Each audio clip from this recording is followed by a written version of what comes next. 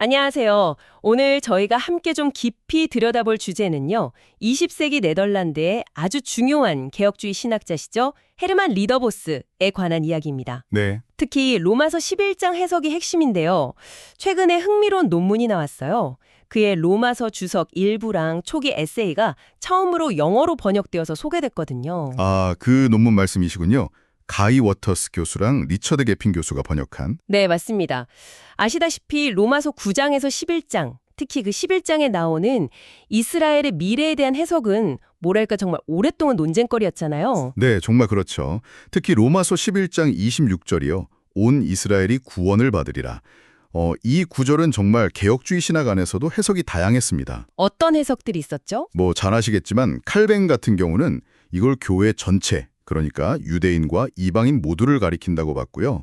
전체 백성으로요. 네, 반면에 찰스 하지나 존 머리 같은 분들은 그리스도께서 다시 오시기 직전에 있을 어떤 유대 민족의 대규모 회심 사건으로 해석하기도 했죠. 마지막 때 극적인 사건으로 본 거군요. 그렇습니다. 그리고 또 다른 입장이 있는데 안토니 후크마나 루이스 벌코프 같은 분들이 대표적이에요. 이분들은 역사 전체에 걸쳐서 구원받는 그 택함받은 유대인 전체를 온 이스라엘이라고 봤습니다. 그렇군요. 세 가지 정도의 큰 흐름이 있었네요. 네, 대략적으로 그렇게 볼 수 있죠. 오늘 우리가 주목할 리더보스는 바로 그 세 번째 입장, 그러니까 역사 전체에 걸친 택함받은 유대인의 총체를 온 이스라엘로 보는 그 해석을 아주 강력하게 주장합니다. 맞습니다. 그래서 오늘 워터스와 게핀 교수가 번역하고 분석한 리더보스의 글을 통해서 도대체 왜 그가 당시 다수 의견과 좀 다른 길을 갔는지, 또 그의 논증 구조는 어떤지 이런 것들을 좀 자세히 살펴보려고 합니다. 네, 흥미로운 작업이 될 것 같습니다. 특히 신학생이신 당신에게 익숙한 그 구속사적 관점 있잖아요. 네네. 그 관점에서 이 문제를 어떻게 풀어가는지 따라가 보면 정말 재미있을 겁니다. 자, 그럼 한번 제대로 파고 들어가 볼까요? 먼저 리더보스 주장의 핵심부터 짚어봐야 할 것 같은데요. 그가 로마서 11장 26절에 온 이스라엘, 그러니까 원어로는 파스 이스라엘이죠. 이걸 어떻게 이해했는지가 가장 중요하겠죠. 네, 바로 그게 핵심입니다. 리더보스의 주장은 이게 미래의 어느 한 시점에 갑자기 일어날 그런 유대민족의 대규모 회심 사건을 말하는 게 아니다라는 점이에요. 그럼 뭔가요? 그는 오히려 이 표현이 역사 전체를 통해서 구원받기로 예정된 유대인 선민의 충만한 수, 영어로는 fullness죠. 11장 12절에 나오는 플레로마라는 단어와 사실상 같은 의미라고 주장을 합니다. 플레로마, 충만한 수. 그러니까 어떤 특정 시점의 이벤트가 아니라 역사 전체에 걸친 완성된 수를 의미한다는 거군요. 그렇죠. 근데 당시 많은 주석가들은 종말론적인 대규모 회심설을 지지했다고 하셨잖아요. 네, 맞아요. 근데 리더보스는 왜 굳이 다른 해석을 택했을까요? 그의 1955년 에세이를 보면 이 점에 대해 좀 언급하고 있죠? 네, 그렇습니다. 리더보스 스스로도 당시 최근 주석가들의 대다수가 그 견해, 그러니까 종말론적 회심설을 지지한다는 걸 인정했어요. 하지만 그는 아주 면밀한 연구 끝에 그 입장을 버렸다고 명확하게 밝힙니다. 스스로 밝혔군요. 네, 그가 보기에는요. 로마서 9장에서 11장 전체 문맥을 보거나 아니면 11장 25절, 26절 본문 자체를 봐도 그 이방인의 충만한 수가 들어온 후에 그 다음에 별개의 사건으로 온 이스라엘의 회심이 일어난다. 이렇게 해석할 만한 강력한 근거가 없었다는 겁니다. 본문 자체의 근거가 부족하다. 그렇죠. 오히려 그는 온 이스라엘을 이렇게 정의했어요. 인용을 좀 해보면 역사의 과정 속에서 하나님 앞에서 회개하고 그리스도를 믿었으며 이스라엘의 선택의 참된 본질, 그러니까 행위가 아니라 하나님께서 주신 의로 말미암는 을을 이해하고 받아들인 자들의 충만한 수, 이렇게요. 와, 정의가 상당히 구체적이네요. 역사 과정 속에서 믿음을 가진 유대인들의 총합이라는 거군요. 네, 맞습니다. 그러니까 온 이스라엘의 구원이라는 게 역사가 다 끝난 뒤에 벌어지는 어떤 이벤트가 아니라 역사 과정 속에서 계속 진행되고 있는 하나님의 구원 계획의 일부다. 이게 리더보스 해석의 출발점이자 핵심 전제라고 할 수 있겠네요. 정확합니다. 바로 그 지점이에요. 그럼 이 전제를 뒷받침하는 리더보스의 구체적인 논증은 뭘까요? 핵심 열쇠가 두 가지라고 하셨죠? 네, 여기서 정말 중요한 열쇠가 두 가지가 나옵니다. 첫째는 11장 25절에 나오는 신비, 원어로는 뮤스테리온이라는 개념이고요. 뮤스테리온. 둘째는 26절 첫머리에 나오는 그리하여, 원어로는 까우토스라는 접속사의 의미입니다. 카이 후토스. 네. 그럼 먼저 신비, 뮤스테리엄부터 좀 자세히 설명해 주시죠. 보통 신비하면 뭔가 감춰진 비밀, 특히 미래에 일어날 놀라운 사건, 이런 걸 떠올리기 쉬운데 리더보스는 좀 다르게 봤다는 거죠. 그렇습니다. 그게 중요한 포인트예요. 리더보스는 이 신비가 단순히 미래의 어떤 특정 사건, 예를 들어 이스라엘의 마지막 회심 같은 걸 예고하는 비밀 코드가 아니라고 강조합니다. 아, 코드가 아니다. 네. 그의 로마서 주석 번역본을 보면요. 신비라는 건 일반적으로 그냥 비밀 교리가 아니라 구속사 속에서 점진적으로 실현되어서 계시된 하나님의 감추어진 경륜이다. 이렇게 설명해요. 아, 계시된 경륜이군요. 그렇죠. 그럼 로마서 11장 25절의 신비 내용은 구체적으로 뭘까요? 바로 이스라엘의 부분적인 완악함. 원어로는 포로시스인데요. 이 단어도 참 의미심장하죠. 이 완악함이 이방인의 충만한 수가 들어오기까지, 즉 아크리후 토플레로마 톤 에스논 에이셀세죠. 여기까지 지속된다는 사실, 바로 그 자체라는 겁니다. 아, 잠깐만요. 그러니까 신비의 내용이 이스라엘의 완악함과 이방인의 구원이라는 이 두 가지 요소 사이의 관계, 그 자체에 있다는 말씀이신가요? 바로 그겁니다.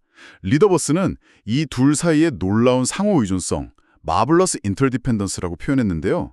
이 상호 의존성 자체가 신비의 핵심이라고 봤어요. 와, 상호의존성. 네, 이스라엘의 완악함은 영원한 게 아니라 아크리소라는 시간적 제한 아래에 있다는 거죠. 그리고 그 끝은 이방인의 충만함이 들어오는 것으로 결정된다는 거고요. 그러니까 이스라엘의 일시적인 불순종이 역설적으로 이방인 구원의 문을 열었고 또 이 이방인의 충만함이 다시 이스라엘 구원의 조건이 되는 이런 역동적인 과정이 바울 시대에 이미 대시되고 진행 중인 하나님의 신비로운 계획이라는 거예요. 와, 신비를 이렇게 이해하니까 26절로 넘어가는 방식도 완전히 달라질 것 같은데요. 그리하여 온 이스라엘이 구원을 받으리라. 여기서 그리하여, 즉 카이 후토스를 어떻게 해석하느냐가 정말 중요해지겠네요. 네, 맞습니다. 이걸 그냥 단순하게 그 후에 then 이라고 보면 종말론적 회심설 쪽으로 기울기 쉬울 텐데 리더보스는 어떻게 봤나요? 여기서 리더보스의 통찰력이 정말 빛을 발합니다. 그는 카이 후토스가 단순한 시간적 순서, 그러니까 그리고 나서 카이토테와는 다르다는 거죠. 아, 시간 순서가 아니다. 네, 오히려 이런 방식으로, 즉 앞서 설명된 그 신비로운 경륜의 방식을 강조한다고 주장합니다. 방식, 방법이군요. 그렇죠. 왜냐하면 시간적인 의미, 즉 그때라는 건 이미 그 앞에 나온 아크리후라는 표현에 어느 정도 함축되어 있다는 거예요. 아하, 따라서 후토스, 즉 이렇게는 이스라엘의 구원이 이루어지는 방식에 초점을 맞춘다는 거죠. 다시 말해서 온 이스라엘의 구원은 이방인의 충만한 수가 들어오는 것과 분리된 그 이후의 별개 사건이 아니라 바로 그 이방인의 들어옴과 실질적으로 연결되어 이루어진다는 의미입니다. 와, 정말 흥미로운 지적이네요. 그러니까 이스라엘의 구원은 이방인의 구원이 다 끝난 후에 별도로 일어나는 게 아니라 이방인의 구원이 이루어지는 바로 그 과정을 통해서 그리고 그 과정에서 유발되는 시기심, 롬 11, 11, 14 같은 것들을 통해서 역사 속에서 점진적으로 성취된다는 거군요. 네, 바로 그거예요. 시간의 문제가 아니라 방식과 과정의 문제로 보는 거네요? 정확히 그렇습니다. 이게 리더버스가 그 종말론적 대규모 회심설과 결별하게 된 결정적인 해석학적 이유 중 하나예요. 그렇군요. 그럼 이제 리더부스가 생각하는 온 이스라엘, 파스 이스라엘이 구체적으로 누구인지 좀 더 명확히 해야 할 것 같습니다. 그가 기존의 몇 가지 해석들을 비판적으로 검토했다고 하셨죠? 네, 우선 칼뱅처럼 교회 전체, 즉 유대인과 이방인 모두를 의미하지는 않는다고 봤습니다. 네. 왜냐하면 로마서 9장에서 11장 전체가 계속 이스라엘이라는 특정 그룹에 초점을 맞추고 있는데 갑자기 여기서 그 의미가 교회 전체로 확 넓어진다고 보는 건 좀 문맥상 부자연스럽다는 거죠. 맥락상 그렇겠네요. 둘째로는 칼 바르트식으로 모든 사람이 결국 구원받는다는 식의 보편 구원론은 로마서 전체, 특히 선택과 유기를 다루는 9장의 논의와 완전히 배치된다고 아주 강하게 비판합니다. 그렇죠. 보편구원론은 좀 힘들죠. 네. 셋째는 당시 가장 흔한 대안이었던 해석인데요. 그리스도 재림 직전의 마지막 세대 유대인 전체를 가리킨다는 해석도 거부합니다. 아, 그것도 아니라고요? 네. 이건 특정 세대만 온 이스라엘로 보는 문제도 있지만 더 중요하게는 구원을 역사 이후, 즉 포스트 히스토리의 사건으로 만들어버려서 구속사의 전체 흐름을 왜곡시킨다고 지적했어요. 아, 역사 바깥의 일이 되어버린다? 그렇죠. 구속사라는 큰 그림에서 벗어난다는 거죠. 그렇다면 리더보스가 제시하는 대안은 뭐였나요? 결국 온 이스라엘은 누굽니까? 리더보스는 파스 이스라엘이 11장 12절에 나오는 이스라엘의 충만함, 즉 플레로마와 사실상 동의어라고 봅니다. 플레로마, 충만함. 네, 이 충만함 플레로마에 대한 그의 주석이 중요한데요. 그는 이게 단순히 모든 유대인 개개인, 그러니까 머릿수 전부, all Israel at head for head를 의미하는 게 아니라고 강조해요. 아, 그냥 숫자 전부가 아니고요. 네, 오히려 하나님께서 정하신 충만한 수, full number fixed by God, 이며 이건 단순히 양적인 의미를 넘어서 질적인 의미, 즉 이스라엘을 향한 하나님의 구원 목적의 성취, God's purpose of salvation을 나타내는 종말론적 개념, 에스카톨로지컬 컨셉이라고 설명합니다. 하나님이 정하신 수이자 구원 목적의 성취. 이게 약간 추상적으로 들릴 수도 있을 것 같은데요. 어떻게 구체적으로 이해해야 할까요? 그럴 수 있습니다. 그래서 리더보스는 이 개념을 11장 5절에 나오는 남은 자, 레이마와 대조하면서 좀 더 구체화하려고 해요. 아, 남은 자와의 비교. 네, 남은 자 레이마는 비록 소수일지라도 하나님의 신실하심과 선택의 은혜를 보여주는 증거잖아요. 하지만 그게 하나님의 최종 목표는 아니라는 거죠. 그렇죠. 반면에 충만함, 플레로마, 즉 온 이스라엘은 역사 전체에 걸쳐서 그리스도를 믿음으로 구원받는 유대인 선민의 총체, 그러니까 하나님께서 본래 의도하셨던 이스라엘의 최종적인 구원 상태, 그 충만한 수를 가리킨다는 겁니다. 아하, 그러니까 현재 남은 자는 미래에 완성될 그 충만함을 향해 나아가는 것이고 또 그것의 보증 같은 거군요. 네, 그렇죠.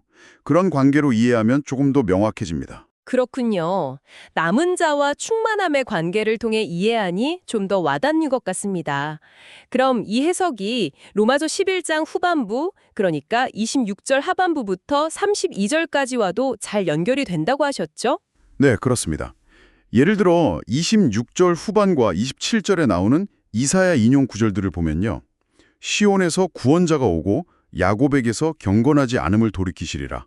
내가 그들의 죄를 없이 할 때에 그들에게 이루어질 내 언약이 이것이라. 네, 이사야서 인용이죠. 리더버스는 이 구절들이 그리스도의 구속 사역을 통해서 성취되는 하나님의 언약적 약속, 특히 이스라엘의 죄사함과 회복에 대한 약속을 다시 한번 상기시킨다고 봐요. 즉, 현재 이스라엘이 좀 완악한 상태에 있더라도 반역적인 이스라엘을 위한 미래 구원의 소망이 여전히 유효하다는 것을 보여준다는 거죠. 네, 소명이 있다는 것. 그리고 28절, 29절의 이중적인 관점도 아주 흥미롭습니다. 복음으로는 그들이 너희로 말미암아 원수된 자나 택하심으로는 조상들로 말미암아 사랑을 입은 자라. 하나님의 은사와 부르심에는 후회하심이 없느니라.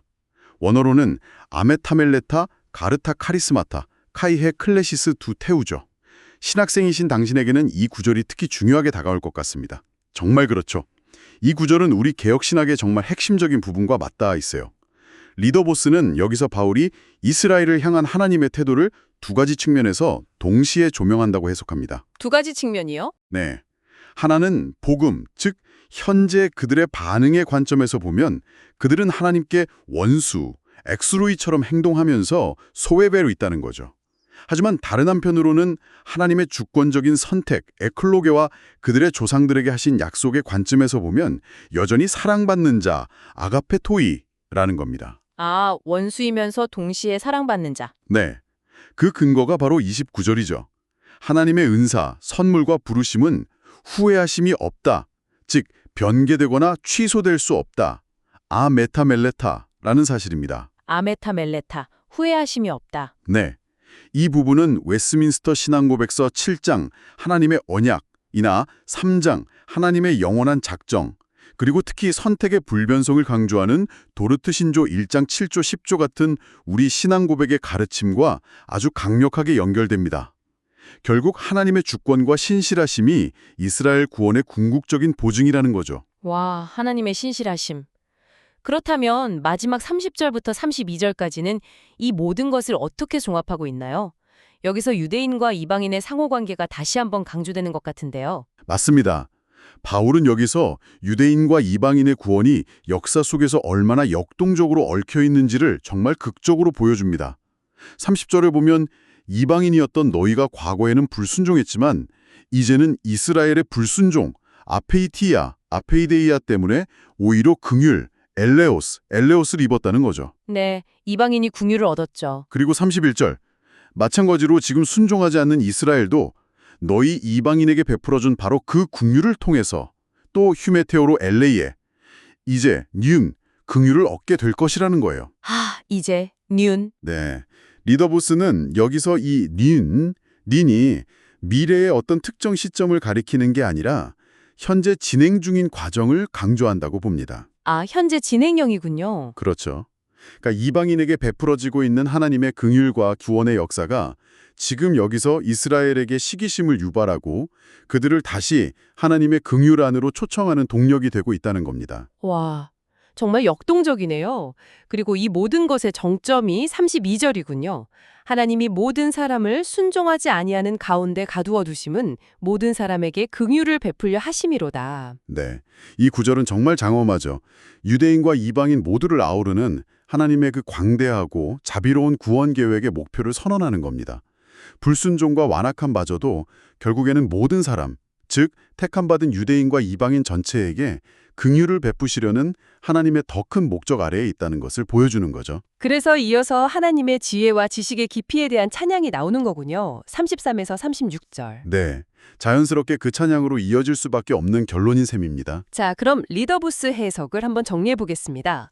그에게 로마서 11장의 핵심 메시지는 그러니까 종말에 있을 어떤 극적인 대반전 사건이 아니라 역사 전체를 통해 진행되는 하나님의 신비롭고 주권적인 경륜이다. 이렇게 볼 수 있겠네요. 네, 맞습니다. 이스라엘의 부분적인 완악함이 이방인의 구원을 가져오고 또 이 이방인의 구원이 다시 이스라엘에게 시기심을 유발해서 역사 속에서 택함받은 유대인들, 즉 온 이스라엘 또는 충만한 수가 점진적으로 구원으로 돌아오게 한다. 그리고 이 모든 과정의 궁극적인 목표는 유대인과 이방인 모두에게 하나님의 긍휼을 나타내시는 것이다. 이런 역동적인 과정으로 요약할 수 있겠군요. 네, 아주 정확한 요약입니다. 이제 이 해석이 가진 신학적인 강점과 또 약점은 무엇인지, 그리고 오늘날 우리에게 주는 목회적인 함의는 무엇인지 신학생이신 당신의 입장에서 함께 평가해보는 것이 중요할 것 같습니다. 좋습니다. 그럼 먼저 강점부터 좀 짚어주시죠. 이 해석이 왜 설득력이 있다고 보십니까? 세 가지 정도 강점을 둘 수 있을 것 같아요. 첫째는 구속사적인 일관성입니다. 구속사적 일관성? 네, 리더보스의 해석은 로마서 9장에서 11장 전체의 흐름, 그리고 바울 신학 전반에 나타나는 그 구속사적인 관점과 아주 잘 부합합니다. 특히 구원을 역사 이후, 포스트 히스토리의 사건으로 보지 않음으로써 해석상의 어려움을 피하게 해주죠. 그가 1955년 에세이에서도 종말론적 회심설의 그 시간적 틀의 문제를 비판했던 것도 바로 이 맥락이고요. 네, 아까 말씀하셨죠. 둘째는 본문 중심적의 해석이라는 점입니다. 그는 신비, 미스테리온, 그리하여, 카이후토스, 충만함, 플리로마 같은 핵심 단어들의 의미를 아주 세밀하게 주해하고 그걸 논증의 기초로 삼거든요. 특히 카이후토스를 단순 시간부사가 아니라 방식을 나타내는 것으로 본 해석은 주석적으로 상당히 강력한 지지를 받습니다. 네, 그 부분이 인상적이었습니다. 그리고 셋째는 개혁주의 언약신학과의 깊은 조화입니다. 이 해석은 이스라엘을 향한 하나님의 언약적 신실함과 선택의 불변성, 아메타멜리다, 롬 11장 29를 분명히 하면서도 동시에 어떤 값싼 민족주의나 자동구원론 같은 것으로 흐르지 않도록 경계합니다. 이건 웨스트민스터 신앙고백서 7장, 언약, 이나 하이데베르크 요리문답 21문, 참된 믿음, 53문, 거룩한 보편적 교회 같은 데서 가르치는 언약 백성과 참된 교회의 본질에 대한 이해와 아주 잘 어울립니다. 네, 확실히 구속사적 일관성, 본문 중심성, 그리고 언약신학과의 조화는 중요한 강점으로 보입니다. 하지만 어떤 해석이든 좀 비판적으로 살펴볼 지점이나 약점도 있기 마련이죠. 이 해석의 경우에는 어떤 점들을 좀 고려해야 할까요? 물론입니다. 이것도 한 3가지 정도 생각해 볼 수 있을 것 같아요. 네. 첫째는 온 이스라엘 해석의 어떤 직관성 문제라고 할까요? 파스 이스라엘을 역사 전체에 걸친 택함받은 유대인의 총체라고 해석하는 것이 미래의 어떤 극적인 대규모 회심이라는 뭐랄까 좀 더 직관적으로 느껴질 수 있는 독해에 비해서 덜 명확하거나 약간 복잡하게 느껴질 수 있다는 점입니다. 리더보스 자신도 당시 이게 소수 의견임을 인정했었고요. 아, 그렇죠. 조금 더 설명이 필요한 느낌이 있긴 하네요. 둘째는 충만함, 플리로마 개념 정의의 약간의 모호성입니다. 리더보스가 하나님이 정하신 수이고 질적인 의미를 포함한다고 설명했지만 정확히 어느 정도의 수나 상태를 의미하는지 구체적으로 딱 정의하기는 여전히 좀 어렵습니다. 하나님이 아시는 수라는 설명은 신학적으로는 타당하지만 해석의 명료성 측면에서는 다소 추상적으로 남을 여지가 있죠. 네, 충만함의 구체적인 실체가 뭘까 하는 질문이 남을 수 있겠네요. 그렇죠. 셋째는 이스라엘의 미래 소망에 대한 강조점의 차이 문제입니다. 리더보스 자신은 분명히 하나님의 약속 성취를 강조합니다만 그의 해석이 종말론적 대규모 회심설이 주는 것과 같은 어떤 민족적 이스라엘의 미래에 대한 극적이고 특별한 소망이나 기대를 상대적으로 좀 약화시키는 것처럼 받아들여질 수 있다는 우려가 있을 수 있습니다. 아, 해석의 초점이 미래의 한 시점보다는 역사 전체 과정에 맞춰져 있기 때문이겠군요. 네, 바로 그 지점입니다. 그래서 어떤 분들에게는 미래에 대한 소망이 좀 덜 강조되는 것처럼 느껴질 수도 있다는 거죠. 그렇군요. 강점과 약점을 모두 고려했을 때 이 리더보스의 해석이 오늘날 교회를 섬기게 될 신학생인 당신에게 주는 실제적인 목회적 함의는 무엇이라고 생각하시나요? 이것도 역시 세 가지로 한번 정리해 볼 수 있겠습니다. 네. 첫째는 유대인 선교에 대한 교회의 책임과 동기를 다시 한번 생각하게 한다는 점입니다.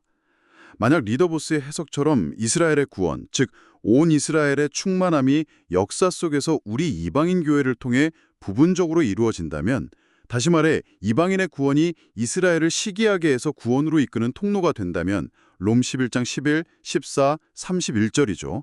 이건 오늘의 교회가 유대인들을 향한 선교적 책임감을 새롭게 하고 더 적극적으로 동참해야 할 아주 강력한 신학적 근거를 제공합니다. 아, 우리 이방인 교회의 역할이 중요해지는군요. 그렇죠. 둘째는 이방인 성도들의 겸손과 자기인식을 촉구한다는 점입니다. 로마서 11장 17절부터 24절에서 바울이 아주 강력하게 경고하잖아요. 우리 이방인 성도들은 스스로 높아지지 말고 자신이 본래 야생감람나무 가지였는데 참감람나무에 접붙임 받았다는 사실을 항상 기억해야 합니다. 특히 리더보스가 강조한 그 신비, 롬 11장 25, 즉 이스라엘의 완악함이라는 어떻게 보면 대가를 통해서 우리가 구원의 은혜를 입었다는 사실 앞에서 더욱 겸손하고 감사해야 함을 가르쳐주는 거죠. 네, 교만하지 말라는 경고군요. 맞습니다. 그리고 셋째는 하나님의 주권적인 경륜에 대한 깊은 경외심을 갖게 한다는 점입니다. 유대인과 이방인, 순종과 불순종, 은혜와 심판, 이 모든 것을 당신의 지혜로운 계획 안에서 주관하시면서 결국 모든 사람에게 긍휼을 베푸시려는 롬 11장 32, 그 하나님의 경륜의 깊이와 광대함, 롬 11장 33에서 36 앞에 우리는 정말 경탄하며 엎드릴 수밖에 없습니다. 역사의 모든 복잡한 과정 속에서도 하나님의 주권적인 선하심과 긍휼을 신뢰하게 만드는 거죠. 네.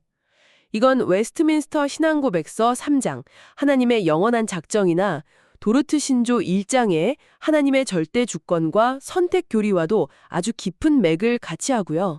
오늘 헤르만 리더보스의 로마서 11장 해석을 통해서 온 이스라엘의 구원이라는 참 까다로운 문제를 구속사적인 관점에서 한번 새롭게 조명해 보았습니다. 그의 해석은 미래의 어떤 단회적 사건보다는 역사 전체를 아우르는 하나님의 신실하신 경륜, 그리고 그 안에서 펼쳐지는 유대인과 이방인의 아주 역동적인 상호작용에 주목하게 만들었죠. 네, 맞습니다. 리더보스의 주장은 확실히 우리에게 익숙했던 몇몇 해석들과는 다른 아주 깊이 있는 관점을 제공합니다. 특히 미스테리온, 신비, 까이 후토스, 그리하여 플레로마, 충만함 같은 핵심 단어들을 얼마나 신중하고 깊이 있게 다루어야 하는지 다시 한번 생각하게 만들고요. 네, 단어 하나하나가 중요하군요. 그렇죠. 그의 해석이 모든 질문에 최종적인 답을 주는 것은 아닐지라도 로마서 11장을 더 깊고 또 균형 있게 이해하는 데 있어서 정말 귀중한 신학적 통찰을 제공하는 것은 분명해 보입니다. 신학생인 당신이 앞으로 로마서 9장에서 11장과 씨름하면서 하나님의 주권적인 구원 계획의 그 광대함과 신비로움을 묵상하는데 오늘 저희가 나눈 이야기가 조금이나마 도움이 되었기를 바랍니다. 자, 이제 마지막으로 당신에게 하나의 질문을 던지면서 마무리할까 합니다. 네. 만약 리더보스의 해석처럼 이스라엘의 구원이 역사 속에서 이방인 교회를 통한 시기심 유발과 점진적인 과정을 통해 이루어진다면 오늘날 우리 교회는 유대인 디아스포라 그리고 또 현대 이스라엘 국가와의 관계를 어떻게 설정해야 하며 구체적으로 어떤 모습과 사역을 통해서 그들을 식인하게 하여 구원에 이르게 하는 롬 11.11.14 그 역할을 감당할 수 있을까요? 이 질문에 대해서 한번 깊이 고민해 보시면 좋겠습니다.